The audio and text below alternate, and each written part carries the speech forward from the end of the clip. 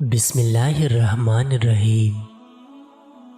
حضرت ابو سعید خدری رضی اللہ سے روایت ہے کہ انہوں نے رسول اللہ صلی اللہ علیہ وسلم کو یہ ارشاد فرماتے ہوئے سنا، جب بندہ اسلام قبول کر لیتا ہے اور اسلام کا حسن اس کی زندگی میں آ جاتا ہے تو جو برائیاں اس نے پہلے کی ہوتی ہے اللہ تعالیٰ اسلام کی برکت سے ان سب کو معاف فرما دیتے ہیں۔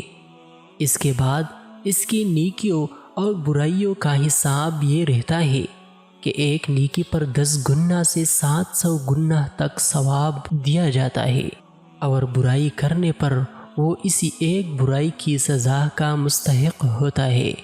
ہاں، البتہ اللہ تعالیٰ اس سے بھی درگزر فرما دے تو وہ دوسری بات ہے۔ زندگی میں اسلام کے حسن کا آنا یہ ہے کہ دل ایمان کے نور سے روشن ہو اور جسم اللہ تعالیٰ کی فرمانبرداری سے آراستہ ہو۔